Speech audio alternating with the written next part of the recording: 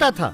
नतीजा ये हुआ कि हर महीने कोई ना कोई काम छोड़कर चला जाता था। प्रेमचंद हर रोज उस गांव के पंडित जी को फोन लगाता था। एक दिन, हेलो पंडित जी, क्या आज गांव में किसी के घर शादी है? आज कोई शुभ कार्य नहीं है, बंसीलाल का ही भोग है। धन्यवाद पंडित जी। वैसे हर रोज फोन करके गांव में हो रहे शादियों और कार्यों के बारे में पूछते रहते हो, क्यों बेटा?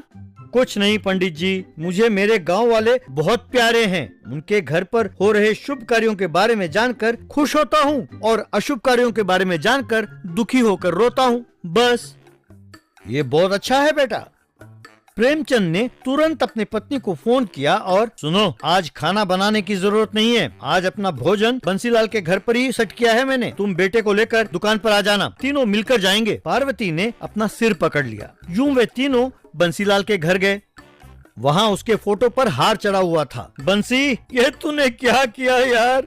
बचपन में हम फुटबॉल खेलते रहते थे और तुम तो बहुत ही अच्छा खेलते थे यार, कहकर रोने लगा। तभी बंसी का बेटा वहाँ आया। सर, आप कौन हैं? मेरे पिताजी को पोलियो था, बचपन से ही वे चल भी नहीं सकते थे, तो वे फुटबॉल कैसे खेलते थे? प्रेमचंद ने जीभ काटकर, अरे वही, मैं पैरों से किक मारता था और वो बैसाखी से मारता था। वैसे भोजन का प्रबंध कहाँ किया है बेटा? तुम्हारे पिताजी को खाने का बहुत शौक था। वो कुछ समझ नहीं पाया और भोजन हो रहे जगह की ओर इशारा किया। यूं तीनों भोजन कर रहे थे। ये तो गलत है जी, अपने पास इतना पैसा है फिर भी भोग का खाना खिलाते हो, और वो भी अनजान व्यक्ति के घर पर। चुप रहो। पैसे कमाने वाला ही नहीं, पैसे को कैसे बचाएं ये जानने वाला ही मनुष्य है। दोनों पेट भरकर खाओ, रात को खाना नहीं है। पार्वती और बेटे एक दूसरे को देखने लगे। घर पर बिजली बचाने के इरादे से टीवी भी नहीं खरीदा, फैन भी नहीं लगवाया, बस हाथ वाले पंखे से ही काम चलाते थे।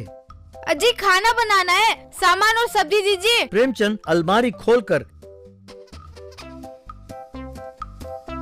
एक छोटे से ग्लास में आटा, 2 आलू, 1 प्याज और आधा चम्मच तेल देकर, आज इसी से खाना बनाना, वैसे ही हर चीज महंगा हो गया है, कहकर अलमारी को ताला लगाया। पार्वती को समझ में नहीं आया कि वो क्या करे। राहुल को बचे हुए कपड़ों के टुकड़ों से पैच वाले शर्ट सिलवा कर देता था। इससे राहुल को अपने दोस्तों के बीच अपमानित होना पड़ता था। घर में कोई रिश्तेदार आता तो उसे चावल डालकर एक बड़ा स्पून रखता था। वे उस स्पून से कैसे खाएं ये समझ नहीं पाते थे और खाना वहीं छोड़कर चले जाते थे। उस प्लेट को पार्वती को पकड़ाते हुए, इसे बचाकर रखो, शाम को खाएंगे। कुछ दिनों बाद कपड़े की दुकान में कर्मचारी ने काम छोड़ दिया। तो प्रेमचंद, ऐसा नहीं चलेगा, यूं कर्मचारी छोड़ते रहे तो बिजनेस मार खाएगा। यूं सोचकर अखबार में विज्ञापन दिया।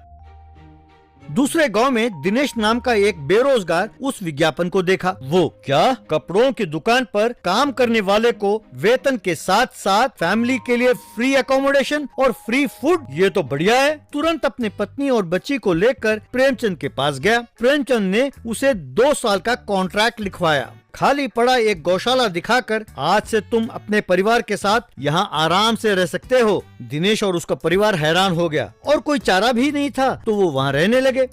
बाद में दिनेश की पत्नी भारती को बुलाकर, देखो बहन, मैं हर दिन का सामान और सब्जी उसी दिन दूंगा, चलो हाथ दिखाओ, कहकर 1 मुट्ठी चावल और 1 मुट्ठी आटा दिया। एक प्लेट में 1 टमाटर, आधा प्याज, 1 हरी मिर्च और आधी चम्मच तेल दिया। भारती ये देखकर हैरान हुई। ये क्या है साहब, ये कैसे बस होगा? अगर इन्हें बर्तन में पकाएंगे तो ये जल जाएगा। तुम चिंता ना करो, मैं तुम्हारे पकाने के लिए बर्तन देता हूँ, कहकर एक छोटा सा स्टोव, तवा, बर्तन, छोटी चम्मच और छोटे कड़ची सब दिया। भारती ये देखकर हैरान हुई। बाद में भारती दिनेश से, हमारे पास एक दमड़ी भी नहीं है, कम से कम इससे खाना बनाकर बच्ची का आधा भूख तो मिटेगा, कहकर उसने भोजन तैयार किया। बाद में एक छोटे से पत्ते में सब रखकर अपनी बेटी को दिया। इस तरह हर रोज वो खाना पकाकर बच्ची को खिलाकर खुद भूखे सोते थे। एक दिन प्रेमचंद दुकान पर बेहोश होकर गिर गया। दिनेश ने तुरंत उसे अस्पताल में भर्ती कराया। डॉक्टर उनसे, इनके दिमाग में बहुत बड़ा प्रॉब्लम है, इलाज के लिए 20 लाख रुपए खर्च होगा। यूं इलाज के लिए प्रेमचंद की तिजोरी खाली हो गई। 1 महीने बाद घर लौटे प्रेमचंद अपनी पत्नी से, इस 1 महीने में मुझे जिंदगी की सीख मिली है, इस संसार में कुछ भी शाश्वत नहीं है। जब जीवन ही शाश्वत नहीं है तो हम पैसों से क्या करेंगे? इसीलिए आज से मैं मेहनत करके पैसे कमाऊंगा। यूं उस दिन से प्रेमचंद मन लगाकर काम करता, अपने परिवार की अच्छी तरह देखभाल करने लगा। दिनेश और उसके परिवार को भी वो अपने ही परिवार की तरह देखभाल करने लगा। सब खुशी खुशी रहने लगे। दूध पेड़ा। बहुत पहले रामपुर नाम के गांव में बलराम नाम का एक बूढ़ा रहता था। वो दूध पेड़ा बेचकर गुजारा करता था। वो बस स्टैंड पर जाकर, दूध पेड़ा ले लो, दूध पेड़ा, ताजा ताजा दूध पेड़ा, बढ़िया बढ़िया दूध पेड़ा ले लो भाई। फिर स्टेशन जाकर, दूध पेड़ा, मजेदार दूध पेड़ा, मीठा मीठा दूध पेड़ा कहकर बेचता था। एक दिन एक व्यक्ति को सूटकेस के साथ आते हुए देख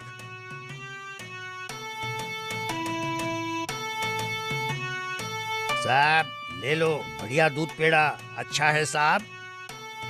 व्यक्ति, अगर इतना ही अच्छा है तो तुम इसे घर में बैठकर खाओ, हमारे पल्ले क्यों बांध रहे हो? बलराम, ये क्या बाबूजी, लेना हो तो लो, नहीं तो रहने दो, जबरदस्ती तो है नहीं, बेचना मेरा काम है, क्यों साहब? वो व्यक्ति, इतने दिनों से देख रहे हो ना मुझे, कभी मैंने खरीदा है? फिर भी हर रोज आकर मुझे तंग करते रहते हो। क्या ये जरूरी नहीं कि तुम पहचानो कि कौन खरीदेगा और कौन नहीं? चलो हटो, मुझे देर हो रही है। दूध पेड़ा कहकर चला गया।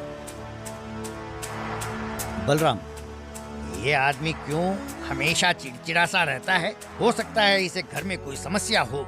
ना, हो सकता है कि इसके ऑफिस में प्रॉब्लम हो। ना, हो सकता है कि दोनों हो। अरे ये क्या, लगता है ये सूटकेस भूल गया।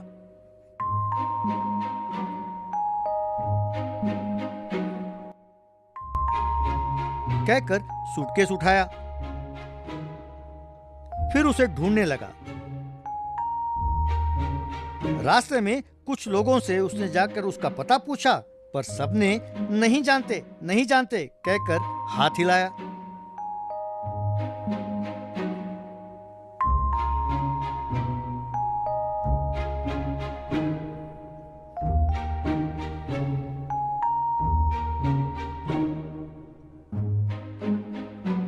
आखिर में एक नारियल वाले से पूछा। नारियल वाला, आपके कहने से लगता है कि वो निरंजन बाबू हैं। वो देखो, वही उनका घर है। यूं बलराम एक बिल्डिंग के पास आया। वहां गेट के पास 2 कांस्टेबल थे।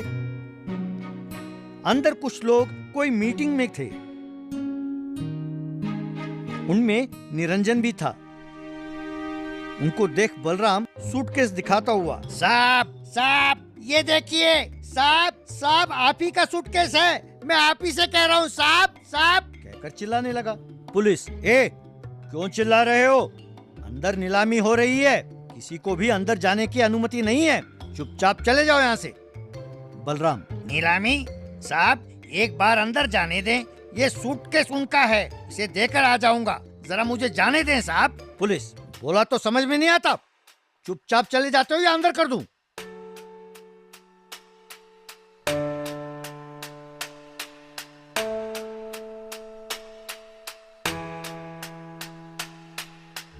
तब बलराम ने सूटकेस खोलकर देखा तो उसमें बहुत से पैसे थे। तब बलराम, अच्छा तो ये पैसे नीलामी के लिए ले जा रहे थे, अब उसे उन तक पहुंचाऊं कैसे? अंदर एक व्यक्ति, निरंजन जी, आपने जो घर पर कर्ज लिया था, हम अब तक कई नोटिस भेज चुके हैं, आपसे कोई जवाब नहीं मिला, तो अभी हमें नीलामी करना पड़ रहा है। इस घर को 25 लाख में खरीदने के लिए एक व्यक्ति तैयार है। 25 लाख, 25 लाख 1, 25 लाख 2 कहकर बोली लगाना शुरू किया। तभी बलराम को सड़क पर एक सांड दिखाई दिया।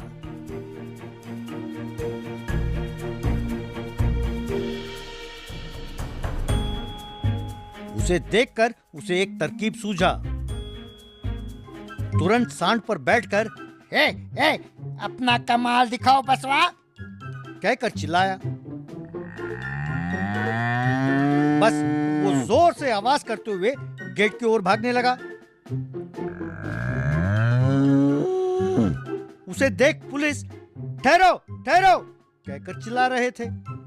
फिर भी जब वो ना रुका तो वो हटकर खड़े हो गए। बलराम सांड के साथ गेट के अंदर चला गया। बोली लगाने वाला व्यक्ति सांड को आता देख बोली लगाना रोक दिया। निरंजन ने बलराम के हाथ में सूटकेस देखा। बलराम ने सांड पर बैठे बैठे सूटकेस को निरंजन की ओर फेंक दिया। सूटकेस को हाथ में लेकर निरंजन ने जोर से मेरी बोली है 26 लाख, मेरी बोली है 26 लाख कहकर चिल्लाया। बस 26 लाख में कोई खरीदने वाला ना होने के कारण सब एक दूसरे को देखने लगे।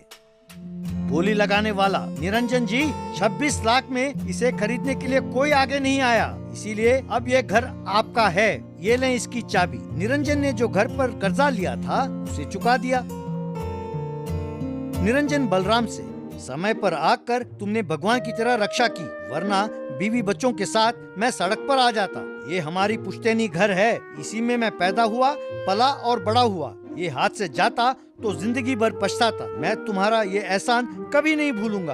अब से तुम्हें गली गली घूमकर दूध पेड़े बेचने की जरूरत नहीं, तुम्हें एक दुकान खोलकर दूंगा।